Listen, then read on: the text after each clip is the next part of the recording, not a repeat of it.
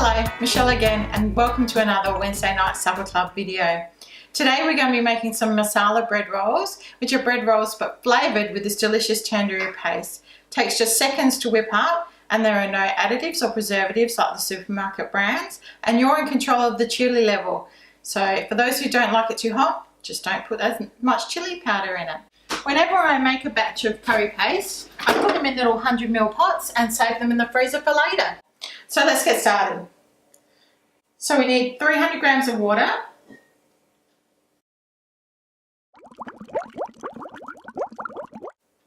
that's just over, that'll be fine. Next, 2 teaspoons of dried yeast. Now this dried yeast is much more economical version than buying in the little sachets. You just need to keep it in the fridge. So what we need to do is heat that to 37 degrees. 37 degrees is the optimum temperature for yeast to activate. If you have it too cold, it won't activate. If you have it too hot, the yeast will die. So Thermomix gets it to a nice 37 degree temperature, which is the blood temperature, just so that it can activate properly. Next up, we're going to add some oil. I've got grapeseed oil today. The flavour of olive oil, even though the recipe says it, can sometimes be overpowering. So I'm just going to add in 20 grams of grapeseed oil, 1 teaspoon of salt, 430 grams of baker's flour here, and also 100 grams of wholemeal plain flour. Now, be careful because sometimes when I put flour in, it can tend to go everywhere.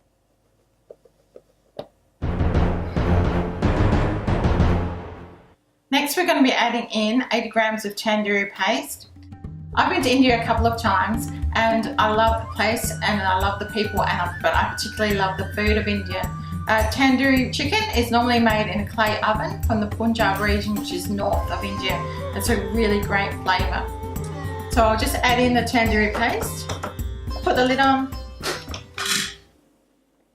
We're going to mix that for 6 seconds. And then we're going to use our dough function for 2 minutes. So the dough's finished after 2 minutes of kneading. I'm just going to get that out of the bowl. So after 2 minutes of kneading, our dough comes out looking like this. And then I'm going to tip that over. Handy tip to get a dough out is to just give the blades a bit of a twiddle and you'll feel the dough release. It's coming.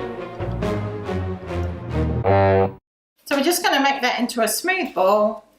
Don't do it on your bench tops because there is turmeric in there and it will stain your counters a little bit yellow. So we're just going to make that into a smooth ball, wrap it up in a thermomat. We're going to leave our loosely wrapped dough in a warm sunny spot for 30 minutes until it has doubled in size. So it's been at 30 minutes in a warm sunny spot and the dough has risen really nicely. So no sticking with the silicone mat, it's great. So we'll just grab our dough and we'll just knock the gas out of it.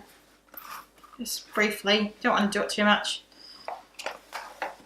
So then we need to cut this into 12.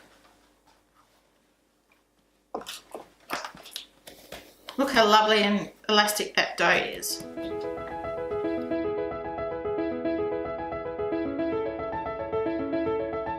Handy little spatula does the knife work for me.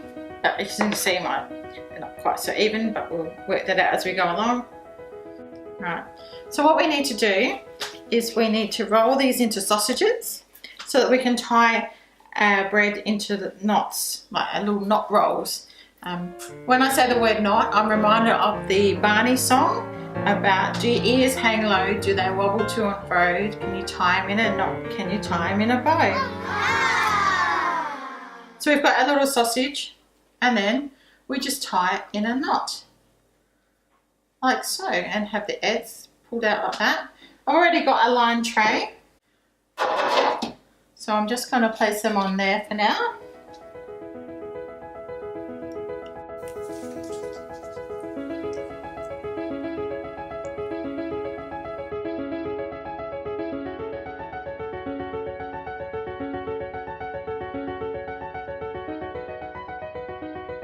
Now that we've rolled out all 12 rolls, I'm going to brush them with some water, very generously, That's what makes the seeds that we're going to sprinkle next on. That's what helps them stick. So I'll just do 3 at a time. And then we've got some fennel seeds, some sesame seeds, and some poppy seeds that I'm going to sprinkle on the top. Now that we've put all the seeds on, just give them a little pat just to make the seeds stick. Nothing worse than having this beautiful seeded roll and then the first mouthful, all the seeds fall off. So I've done that. The instructions say to put into a cold oven and set temperature to 200 degrees. Oh wow. And there we go.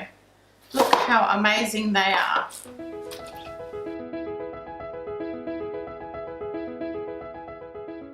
A tip to tell how your bread roll is cooked is to lift it up and just tap on the bottom. So we'll just slice one of them open so you can see the inside, and I've got a special guest taster that's going to give me a taste tester to tell me how good they are. Oh, thank you.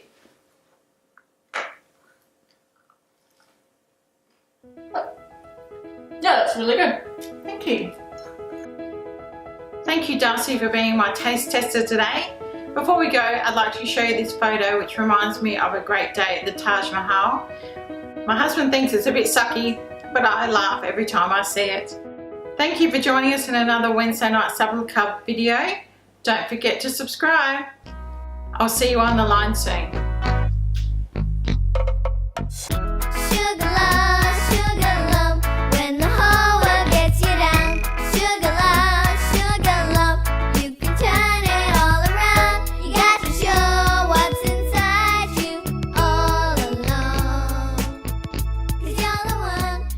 love.